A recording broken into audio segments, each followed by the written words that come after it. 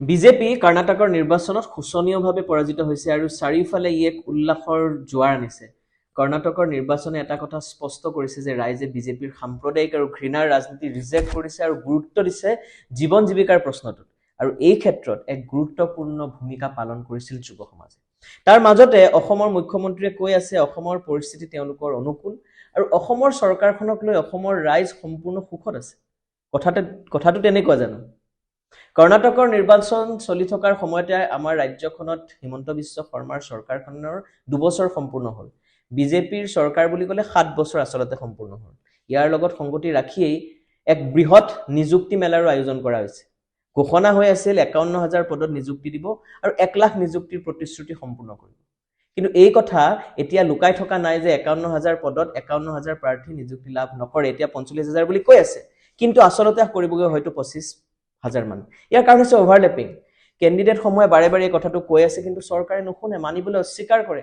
সমাধান দিয়া হৈছে এক সাবসিকুৱেন্ট লিষ্টৰ, কিন্তু চৰকাৰ আকুৰগুজ। এই যুৱ সমাজ ক্ষোভিত হোৱা নাইনে আমাৰ অসমতো? তেওঁলোক জানো সুখত আছে? আন্দোলনৰ পৰিৱেশ নাই বুলি মুখ্যমন্ত্ৰীয়ে কৈছে, কিন্তু আজি অস্থায়ীভাৱে 3-4 হাজাৰ টকাত চাকৰি কৰি থকা চিকিৎসা কৰ্মীসকলে মুখ্যমন্ত্ৰীৰ নাকৰ তলত আন্দোলন কৰিছে। তেওঁলোকে সুখত থকা হলেতো আন্দোলন নকৰিলে হয়। অতি পৰিতাপৰ বিষয় যে অস্থায়ী এছএছএ আৰু ষ্টেট পুলৰ 51,000 শিক্ষক কৰ্মচাৰীৰ আজিলৈ এই মাহৰ দৰমহা দিয়া নাই চৰকাৰে। এই ক্ষেত্ৰত মুখ্যমন্ত্ৰী ডাঙৰীয়া চিন্তিত হোৱাৰ প্ৰয়োজন, কাৰণ এই যুৱ সমাজে যদি মন বান্ধি লয় তেন্তে সাম্প্ৰদায়িক অংক নচলিব। কৰ্মসংস্থাপন আৰু জীৱন জীৱিকাৰ প্ৰশ্নতেই আপোনাৰো পতন হ'ব মুখ্যমন্ত্ৰী ডাঙৰীয়া। মুখ্যমন্ত্ৰীয়ে ৰাজ্যখনৰ দুখীয়া মানুহৰ স্বাৰ্থত নানা আঁচনি ঘোষণা কৰি বাহ বিচাৰিছে, কিন্তু বাস্তৱত এটা বছৰত দৰিদ্ৰ সীমা ৰেখাৰ তলত থকা ৰাজ্যবাসীৰ হাৰ 31%ৰ পৰা 32%লৈ বৃদ্ধি হৈছে।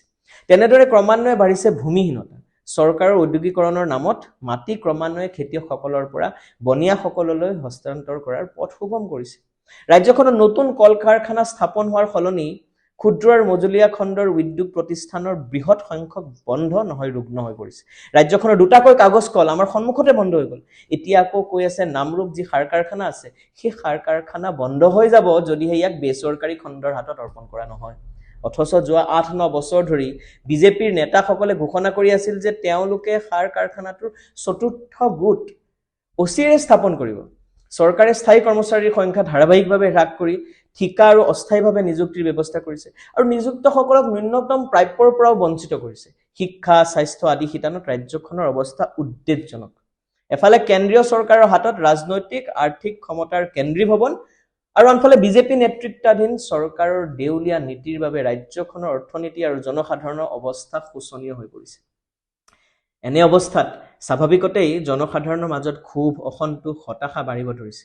নিজৰ সমস্যাক লৈ চৰকাৰৰ জনসাধাৰণৰ প্ৰতি দায়িত্ব জ্ঞানহীনতাক লৈ, জনবিৰোধী কৰ্মকাণ্ডক লৈ মুকলি ৰাজহুৱা ক্ষোভ ক্ৰমাৎ সুলভ হ'বলৈ ধৰিছে।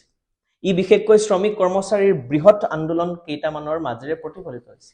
নতুন পেঞ্চন প্ৰকল্পৰ ঠাইত পুৰণি পেঞ্চন ব্যৱস্থাৰ পুনৰ প্ৰৱৰ্তনৰ দাবীত হোৱা বিশাল আন্দোলন চৰকাৰৰ বাধা নেওচি সফলভাৱে সংগঠিত হৈছে। কিন্তু এনে আন্দোলন সংগ্ৰামে যাতে প্ৰসাৰতা লাভ কৰিব নোৱাৰে, তাৰ বাবে বিজেপি দল আৰু চৰকাৰে অত্যন্ত সজাগ। ৰাজ্যখনৰ এইদৰে কৰ্মৰত শ্ৰমজীৱী কোটি কোটি মানুহৰ ক্ৰমবৰ্ধমান সংকটৰ সন্মুখীন হৈ বিক্ষুব্ধ হৈ উঠিছে। মোদী আৰু বিজেপিৰ মেজিকৰ প্ৰতি পূৰ্বৰ আকৰ্ষণ আৰু আস্থা এতিয়া আৰু নাই। এনে অৱস্থাত নিজৰ ৰাজনৈতিক আধিপত্য যাতে খৰ্ব নহয়, তাৰ বাবেই মুখ্যমন্ত্ৰীয়ে দাবী কৰি আছে যে তেওঁৰ নেতৃত্বাধীন চৰকাৰ শাসনলৈ অহাৰ পিছত ৰাজ্যখনত প্ৰতিবাদ আন্দোলন একেবাৰে কমি গৈছে আৰু তাৰ ফলত ৰাজ্যখনত বিকাশৰ নতুন পৰ্ব এটা আৰম্ভণি হৈছে। বিকাশ কি হৈছে সেয়া বাৰু সকলোৱে দেখিছেই, কিন্তু প্ৰতিবাদ আন্দোলনৰ পথ সঁচাকৈয়ে জনসাধাৰণে পৰিত্যাগ কৰিছে নেকি? দৰাচলতে ৰাজপথত আন্দোলন সংগ্ৰাম যাতে নহয়, তাৰ বাবে মুখ্যমন্ত্ৰীৰ প্ৰত্যক্ষ নিৰ্দেশত পুলিচ প্ৰশাসনে সকলো ধৰণৰ অগণতান্ত্ৰিক স্বৈৰাচাৰী পথ গ্ৰহণ কৰিছে। কোনোবা সংগঠনে আন্দোলনৰ কাৰ্যসূচী গ্ৰহণ কৰিলে তাক বানচাল কৰাৰ বাবে সংগঠনৰ কৰ্মী সদস্যসকলৰ ওপৰত বিভিন্ন ধৰণৰ ভয় ভাবুকি আটক অভিযান ৰাজ্যখনৰ বিভিন্ন স্থানত চলোৱা হয়। আনকি আন্দোলনৰ আহ্বান দিয়া দল সংগঠনৰ কাৰ্যালয় পুলিচে কাৰ্যত ঘেৰাও কৰি ৰাখে যাতে তাৰ পৰা কোনো ধৰণৰ সমদল আদি উলিয়াব নোৱাৰে। আন্দোলনকাৰীৰ ওপৰত নিৰ্যাতন, দুৰ্ব্যৱহাৰ এতিয়াতো সাধাৰণ ঘটনা।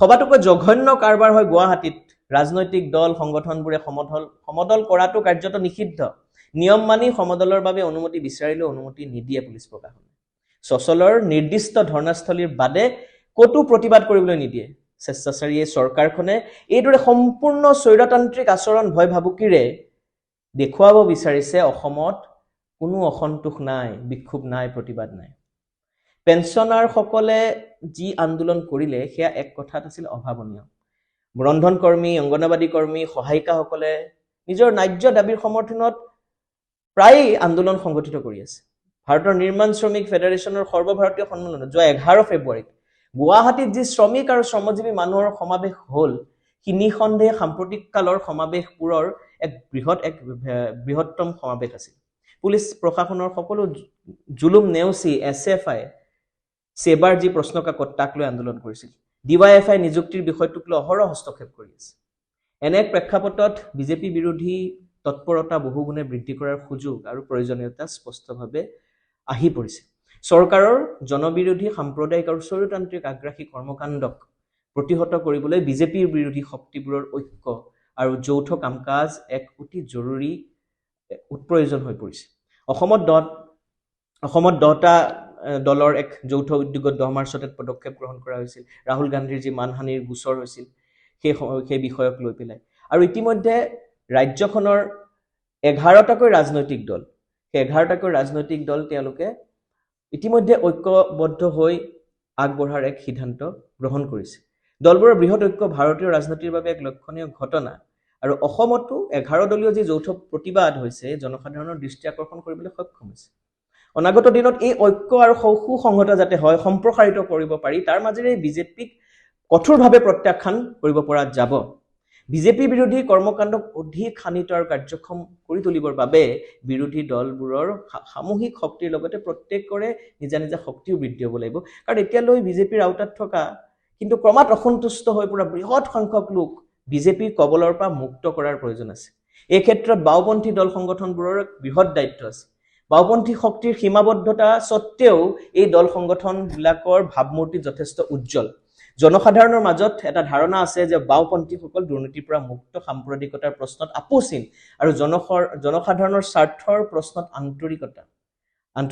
আন্তৰিক আৰু দৃঢ়মনা বিজেপিৰ জনবিৰোধী আৰ্থিক নীতিৰ বিপৰীতে বাওপন্থীসকলৰ আছে বিকল্প কৰ্মসূচী আৰু নীতি কেৰালা চৰকাৰৰ শিক্ষা স্বাস্থ্য দাৰিদ্ৰতা নিৰ্মূল কৰা মানুহক মাটি প্ৰদান কৰা ঘৰ প্ৰদান কৰা শক্তিশালী পঞ্চায়ত ব্যৱস্থাৰ মাজেৰে তেওঁলোকে বিকল্প তুলি ধৰিছে আৰু ইয়াক সম্বল হিচাপে লৈ এক বিকল্প নীতিক সম্বল হিচাপে লৈ বাওপন্থী সংগঠনসমূহে নিজৰ শক্তি বৃদ্ধিৰ বাবে চেষ্টা কৰিব লাগিব স্বাভাৱিকতে সিপিএম দলে এই ক্ষেত্ৰত এক গুৰুত্বপূৰ্ণ ভূমিকা তেওঁলোকৰ প্ৰয়োজন আছে দেশ আৰু জনসাধাৰণৰ সন্মুখত যি বিপদ আমি দেখা পাইছো সেই বিপদৰ বিৰুদ্ধে থিয় দিয়াৰ কাৰণে এক ঐতিহাসিক দায়িত্ব এই সময়ত আহি পৰিছে কিন্তু এই ক্ষেত্ৰত মনত ৰখা ভাল কৰ্ণাটকৰ বিজয়ত বেছি উল্লাস নকৰি মনোনিৱেশ কৰিব লাগিব কি ধৰণেৰে এই ঐক্য আৰু সংহতি আৰু সুদৃঢ় কৰিব পৰা যায় কাৰণ বিজেপি এটা সাধাৰণ দল নহয় বিজেপি আৰএছএছ ফেচিবাদী আৰএছএছৰ দ্বাৰা পৰিচালিত এক দল ইয়াক দিগদৰ্শন পৰিচালনা কৰে আৰএছএছে তদুপৰি বৃহৎ পুঁজিপতি আৰু জমিদাৰৰ এটা বৃহৎ অংশই বিজেপিক সৰ্বত্ৰ প্ৰকাৰে সমৰ্থন আগবঢ়াইছে আমি দেখা পাইছো কি ধৰণে আম্বানী আদানী অনবৰতে বিজেপিক তেওঁলোকে সকলো ধৰণৰে তেওঁলোকক সহায় আগবঢ়াইছে এক মিডিয়াৰ এটা বৃহৎ অংশই অনবৰত আনকি নিৰ্বাচনত তেওঁলোকৰ এই শোচনীয় পৰাজয়ৰ পিছতো তেওঁলোকক সাংঘাতিকভাৱে সহায় কৰি আহিছে সেইকাৰণে এক সময় আহি পৰিছে যে আদৰ্শগত যুঁজ কেৱল ৰাজনৈতিক যুঁজ নহয় সামাজিক আৰু আদৰ্শগত ক্ষেত্ৰখনতো বিজেপিৰ বিৰুদ্ধে সংগ্ৰাম কৰাৰ প্ৰয়োজন আছে আৰু ইয়াৰ কাৰণে সেইকাৰণে মানুহৰ জীৱন জীৱিকাৰ প্ৰশ্ন এহাতে আৰু আনহাতে আদৰ্শগত যুঁজখন সাম্প্ৰদায়িকতাবাদৰ বিৰুদ্ধে ঘৃণাৰ ৰাজনীতিৰ বিৰুদ্ধে সেয়া সমান্তৰালভাৱে চলাব লাগিব আৰু তেতিয়াহে এক সঠিকভাৱে বিজেপিক পৰাভূত কৰাটো সক্ষম হ'ব কৰ্ণাটকৰ নিৰ্বাচনে এক ইংগিত দিছে এক বাৰ্তা দিছে যে বিজেপি ইনভিনচিবল নহয় বিজেপিক পৰাস্ত কৰিব পৰা যায় এই ক্ষেত্ৰত সকলোৱে ঐক্যবদ্ধ হৈ আগবাঢ়িব লাগিব